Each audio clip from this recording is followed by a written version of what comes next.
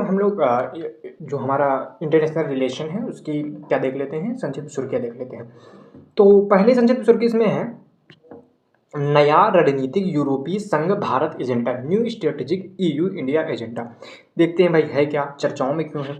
तो यूरोपियन जो आयोग है और उच्च स्तरीय प्रतिनिधिमंडल है ने एक नए रणनीतिक यूरोपीय संघ भारत एजेंडा की रूपरेखा प्रस्तुत करते हुए संयुक्त संचार को अपनाया है। ठीक है, तो ये जनरल सी बात है कि भारत और यूरोपीय आयोग है दोनों के बीच बैठक हुई और उसके माध्यम से निकला हुआ है new strategic EU India agenda. अब समझते हैं इस एजेंडे की क्या है, प्रमुख विशेषताएं क्या हैं। ठीक है, यह आधार क्या है इसका, रणनीतिक साझेदारी 2004 में स्थापित हुई थी। ठीक है, कहीं ना कहीं। ठीक है, उद्देश्य क्या है इसका, समृद्धि और सुरक्षा को बढ़ावा और प्रमुख वैश्विक चुनौतियों का मिलकर सामना करना। तो ये बातें हो गई। अब इसके कुछ स्तंभ देखने को मिलते हैं। कौन कौन से स्तंभ है भाई, 5 स्तंभ है। चलिए मैं दिखा देता हूँ। पहला इसका स्तंभ देखने को मिलेगा समृद्धि और संधारणीयता। दूसरा देखने को मिलेगा प्रौद्योगिकी और नवाचार। तीसरा आपको सुरक्षा और रक्षा देखने को मिलेगा। इसके बाद चौथा आपको इसमें देखने को मिलेगा कनेक्टिविटी और पांचवा देखने को मिलेगा भिन्न स्तंभों में सक्षम करता। ठीक है, तो ये हो गए सारे 5 के 5 इसके जो स्तंभ है। तो पहले स्तंभ के बारे में यहाँ पे हम लोग बात करते हैं। पहला स्तंभ है समृद्धि और संधारणीयता। इसमें हम लोग क्या इस बारे में बात करेंगे, आर्थिक समृद्धि की बात करेंगे, रोजगार सृजन की बात करेंगे, औद्योगिक विकास की बात करेंगे और विकार्बनीकरण की बात करेंगे। संधारणीयता से रिलेटेड आपको देखने को मिलेगा कहीं ना कहीं विकार्बनीकरण है, और समृद्धि से आर्थिक समृद्धि, रोजगार सृजन और औद्योगिक विकास से रिलेटेड बात करेंगे।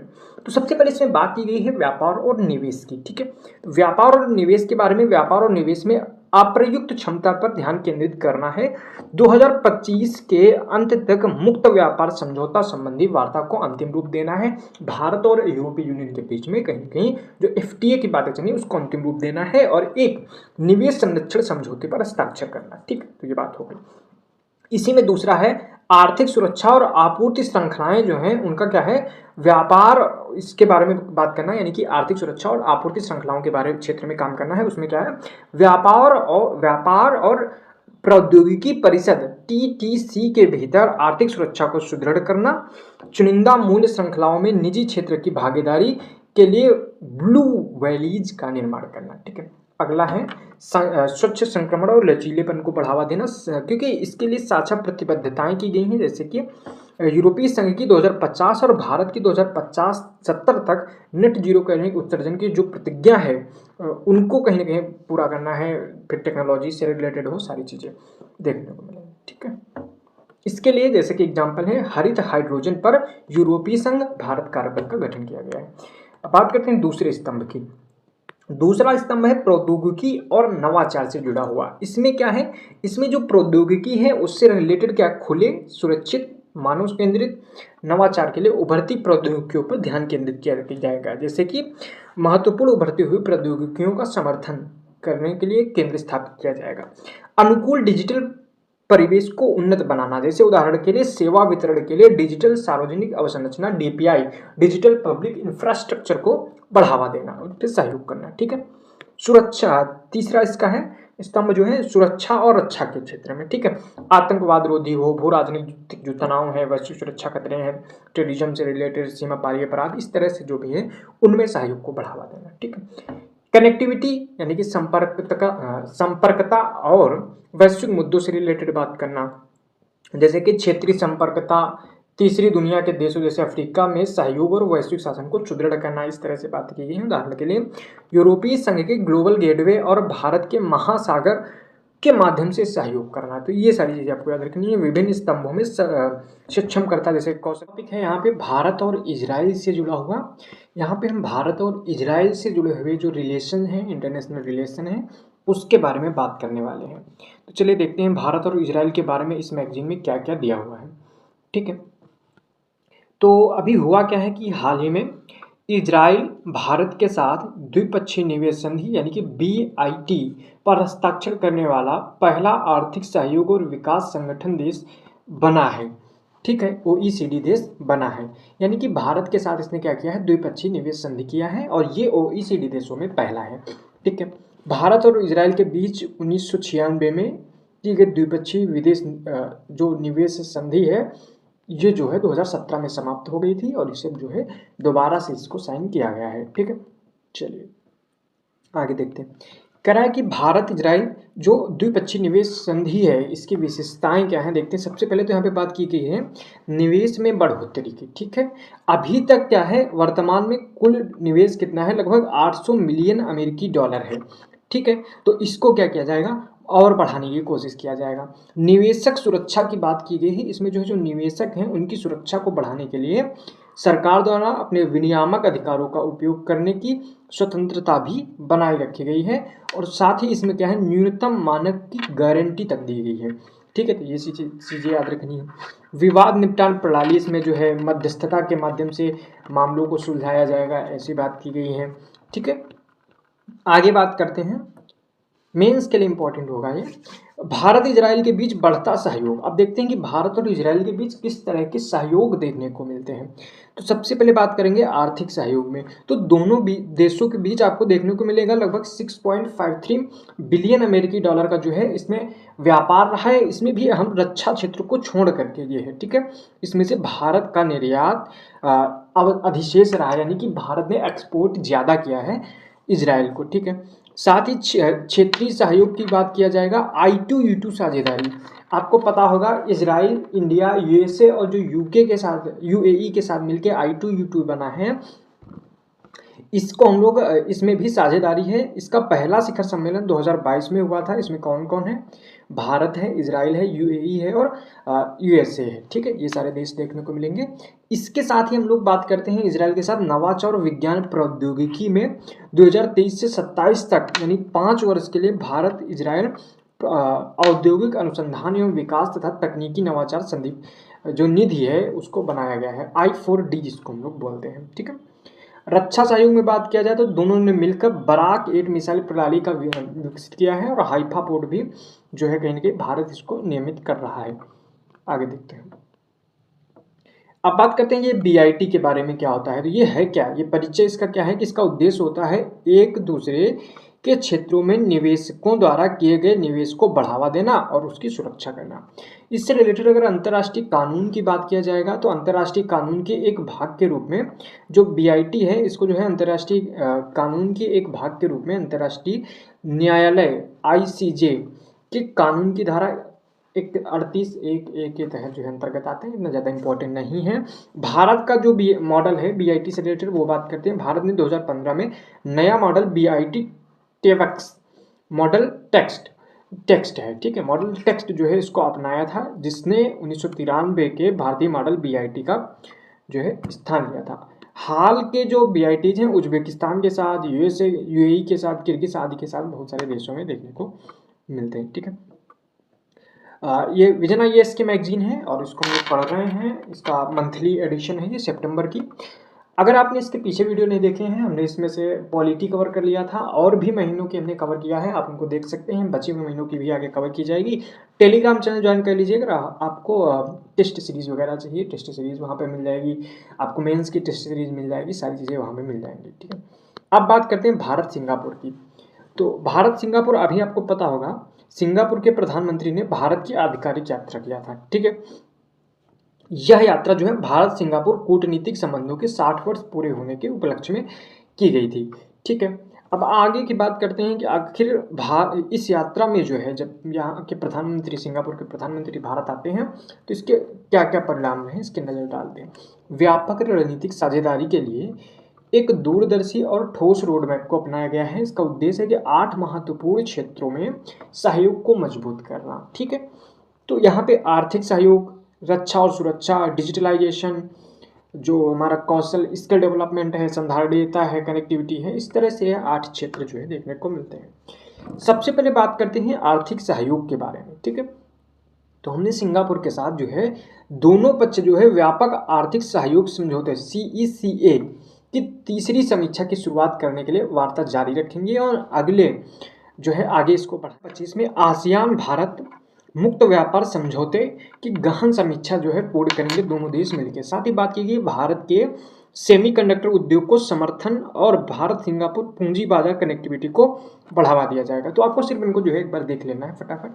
अंतरिक्ष के क्षेत्र में भी जो है जो हमारा इन स्पेस है, भारतीय राष्ट्रीय अंतरिक्ष संवर्धन एवं प्राधिकरण क्षेत्र जो केंद्र है और अंतरिक्ष प्रौद्योगिकी एवं उद्योग कार्यालय सिंगापुर के बीच जो है क्या हुआ, सहयोग, संयुक्त सहयोग को बढ़ावा दिया जाएगा। ठीक है, अब बात करते हैं रक्षा और सुरक्षा के बारे में क्या बात हुई है, इसमें क्या परिणाम रहे। तो क्वांटम कंप्यूटिंग, एआई, ऑटोमेशन और मानव रहित जो पोत हैं उनके बारे में यहाँ पे बात की गई है और आतंकवाद से निपटने के लिए भी यहाँ पे प्रतिबद्धता की पुष्टि की गई है।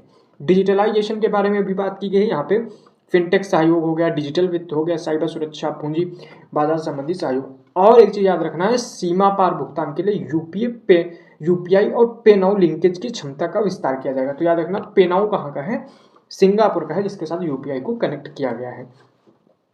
कौशल विकास की बात करते हैं तो यहाँ पे चेन्नई जो है वहाँ पे क्या किया जाएगा, चेन्नई में उन्नत विनिर्माण के लिए राष्ट्रीय उत्कृष्टता केंद्र यानी कि नेशनल सेंटर ऑफ एक्सीलेंस का संयुक्त रूप से विकास किया जाएगा। ठीक है, संधारणीयता के क्षेत्र में भी इसमें जो है काम किया जाएगा। कनेक्टिविटी में भारत सिंगापुर ग्रीन एवं डिजिटल शिपिंग कॉरिडोर की स्थापना के लिए समर्थन किया गया है। स्वास्थ्य देखभाल के लिए, लोगों के बीच जुड़ाव और सांस्कृतिक आदान प्रदान के लिए भी काम किया जाएगा। इस तरह से ये हो गया। आपको यहाँ पे मेजर यहाँ पे बात कर रहा है डिजिटलाइजेशन की, रक्षा सहयोग की, कौशल विकास वाला, ये काफ़ी मोस्ट इंपॉर्टेंट होगा कि कहाँ पे किया जा रहा है।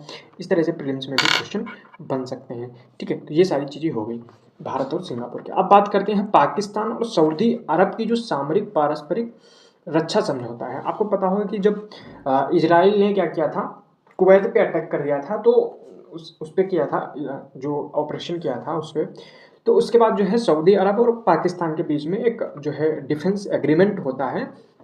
इसका उद्देश्य था कि दोनों देशों के बीच रक्षा सहयोग के विभिन्न पहलुओं को विकसित करना तथा किसी भी आक्रमण के विरुद्ध संयुक्त प्रतिरोध को मजबूत करना। कि दोनों देशों के बीच, दोनों में से किसी भी एक देश पर अगर कोई हमला करता है, आक्रमण करता है, तो वो दोनों देशों के बीच जो है के ऊपर आक्रमण माना जाएगा। ठीक है, अब बात करते हैं समझौते के तहत जो है इसमें प्रभाव क्या होंगे। तो इससे परमाणु युद्ध बढ़ने की संभावना हो सकती है, क्योंकि जो पाकिस्तान है उसने क्या किया है, सऊदी अरब को अपनी परमाणु सुरक्षा का जो है वो प्रदान करने की बात की है, तो इसकी वजह से परमाणु युद्ध के खतरे बढ़ सकते हैं। सत्ता के समीकरण में बदलाव आ सकता है, क्योंकि सऊदी अरब के पास अब परमाणु बम कहीं ना कहीं हो जाएगा इनडायरेक्टली, तो वो भी कहीं ना कहीं सत्ता को जो है चुनौतियां देगा। इसके साथ ही जो अमेरिका है वहाँ पे पारंपरिक भूमिका उसकी जो है उस क्षेत्र में, उसको भी ये कम करता है। साथ ही साथ बात करते हैं यहाँ पे जो इस सत्ता संघर्ष चलेगा उसकी वजह से कहीं ना कहीं चाइना अपना फायदा उठा सकता है।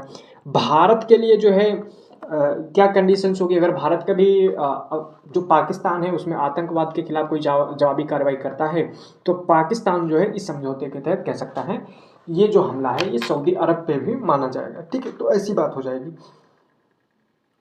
बात करते हैं भारत और सऊदी अरब के बीच में संबंध कैसे हैं। ठीक है, तो 2010 में रियाद घोषणा के माध्यम से दोनों देशों के बीच रणनीतिक साझेदारी जो है शुरू की गई थी। ठीक है, और साथ ही साथ जो भारत है ये सऊदी अरब का दूसरा सबसे बड़ा व्यापारिक साझेदार है, और सऊदी अरब जो है भारत का 5वां सबसे बड़ा जो है व्यापारिक साझेदार देखने को मिलता है। और अगर दोनों देशों के बीच व्यापार की बात किया जाए तो लगभग 42 बिलियन डॉलर का है, और भारत इसमें आयातक की भूमिका में है। ठीक है, 6.7% जो हमें रेमिटेंस प्राप्त होता है वो सऊदी अरब से प्राप्त होता है, और जो सऊदी अरब ही भारत का तीसरा सबसे बड़ा कच्चा तेल आपूर्तिकर्ता भी देखने को मिल जाता है। अब बात करते हैं, अगला टॉपिक है, अनेक देशों ने देखा होगा आप लोगों ने कि फिलिस्तीन को मान्यता दे दिया है। ठीक है, अब क्या हुआ है, संयुक्त राष्ट्र में बहुत सारे ऐसे देश हो गए हैं, 140 से अधिक ऐसे सदस्य हो गए हैं जिन्होंने फिलिस्तीन को राज्य के रूप में मान्यता दे दी है। अभी हाल ही में 4 पश्चिमी देशों ने दिया है। कौन कौन से हैं, यूके है, कनाडा है, पुर्तगाल है और ऑस्ट्रेलिया है। ठीक है, भारत ने 1988 में ही फिलिस्तीन को राज्य की मान्यता दे दिया था। हाल ही में यूएनजीए जो है, जो संयुक्त राष्ट्र महासभा है, उसमें न्यूयॉर्क घोषणा पत्र के पक्ष में मतदान किया था भारत ने। यह घोषणा पत्र फिलिस्तीन इजराइल के विवाद के शांतिपूर्ण समाधान एवं द्विराष्ट्र समाधान के कार्यान्वयन का उल्लेख करता है। ठीक है, राज्यों की मान्यता, बात करते हैं राज्यों की मान्यता मिलती कैसे।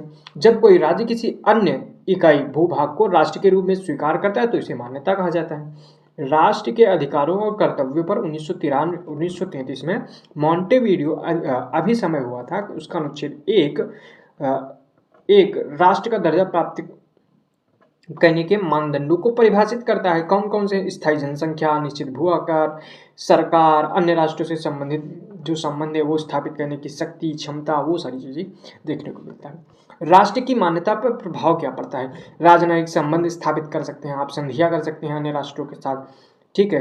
राष्ट्र के अधिकार और विशेषाधिकार मिल जाते हैं, अंतर्राष्ट्रीय स्तर पर यूएनओ में उसकी सदस्यता मिल जाती है। फिलिस्तीन वर्तमान में जो यूएनओ है उसका क्या है? स्थायी पर्यवेक्षक राष्ट्र है, ठीक है। चलो ये बात हो गई। अगला टॉपिक है वैश्विक एआई शासन के लिए नई पहलें, new initiatives for global AI governance. तो यूएनजीए ने, जो यूनाइटेड नेशन जनरल असेंबली है, उसने कृत्रिम बुद्धिमत्ता एआई की गवर्नेंस पर अंतर्राष्ट्रीय सहयोग को बढ़ावा देने के लिए संयुक्त राष्ट्र के भीतर 2 तंत्र स्थापित करने की घोषणा किया है। 2 तंत्र कौन कौन से होंगे? भविष्य के लिए पैक्ट फॉर द फ्यूचर और दूसरा होगा डिजिटल वैश्विक समझौता, ग्लोबल डिजिटल कॉम्पैक्ट। ये दोनों पे आधारित होंगे, जो अंतर्राष्ट्रीय गैर सैन्य एआई शासन की दिशा में महत्वपूर्ण भूमिका प्रस्तुत करता है। तो इसमें जो 2 तंत्र बनाए जा रहे हैं, उसका पहला जो तंत्र है वो वैज्ञानिकों से जुड़ा हुआ है। तो वो क्या है? कृत्रिम बुद्धिमत्ता पर स्वतंत्र अंतर्राष्ट्रीय वैज्ञानिक panel.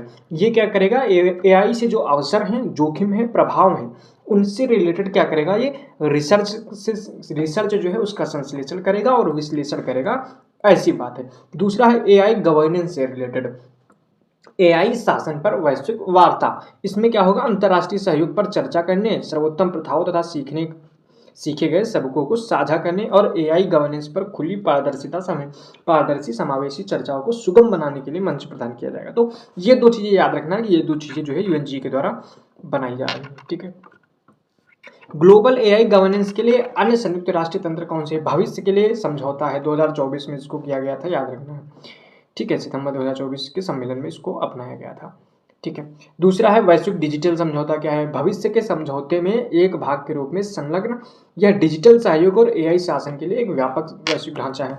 AI for good global summit 2017 के अंतर्राष्ट्रीय दूरसंचार संघ ITU द्वारा आयोजित इसको किया गया था। अन्य जो है 2021 में एआई नैतिकता पर वैश्विक जो है पहले वैश्विक मानक को अपनाया गया, एआई की नैतिकता पर यूनेस्को की सिफारिश, आदि सारी चीज़ें आपको देखने को मिलती हैं। बस बेसिक ये याद रखना है कि एआई के बारे में 2 चीज़ें बनाई जा रही हैं यूएनजीए के द्वारा, ठीक है, एक वैज्ञानिक वाला और एक गवर्नेंस वाला। आज का लास्ट टॉपिक है जो है यानी कि इंटरनेशनल रिलेशन का लास्ट टॉपिक आपको देखने को मिलेगा, ये नरसंहार के अपराध की रोकथाम और दंड पर अभिसमय, convention on the prevention and punishment of the crime of genocide, ठीक है। अभी क्या हुआ? संयुक्त राष्ट्र द्वारा अधिकृत स्वतंत्र अंतर्राष्ट्रीय जांच आयोग की रिपोर्ट में नरसंहार के अपराध की रोकथाम और दंड पर अभिशमन से संबंध में गाजा में इजराइल की कार्यवाही का कानूनी विश्लेषण प्रस्तुत किया गया है, ठीक है। तो ये तो हो गई जानकारी कि क्यों न्यूज में है। इस अभिसमय को नरसंहार अभिसमय यानी जिनोसाइड कन्वेंशन भी कहा जाता है। नरसंहार अभिसमय है क्या? इसके अनुसार किसी राष्ट्रीय, निर्जातीयता, नस्लीय या धार्मिक समूह को पूर्णतः या अंशतः समाप्त करने के इरादे से की गई कार्यवाही नरसंहार कहलाती है। नरसंहार एक ऐसा अपराध है जो युद्ध शांति दोनों समय में घटित हो सकता है। पक्षकार इसके 41 हस्ताक्षरकर्ता, 153 जो इसके पक्षकार देश हैं। भारत ने इसको 1949 में ही इस पर हस्ताक्षर कर दिया था और 1959 में इसकी पुष्टि कर दिया था। ICJ अंतर्राष्ट्रीय कोर्ट ऑफ जस्टिस इस अभिसमय की व्याख्या और लागू करने से संबंधित जो है मामलों का न्याय निर्णय करता है। ये हो गए सारे के सारे टॉपिक इंटरनेशनल रिलेशन से जुड़े हुए। अगला वीडियो परसों आ जाएगा, ठीक है। तो एक दिन के गैप में वीडियो आता है और परसों आ जाएगा, जिसमें हम लोग कोशिश करेंगे कि इकोनॉमी हम लोग पढ़ लें, ठीक है। तो आशा करता हूँ वीडियो पसंद आई है। वीडियो पसंद आई है तो लाइक कर दीजिए, दोस्तों के साथ शेयर कर दीजिए, चैनल को सब्सक्राइब कर लीजिए। मिलते हैं नेक्स्ट वीडियो के साथ, तब तक के लिए जय, वंदे मातरम।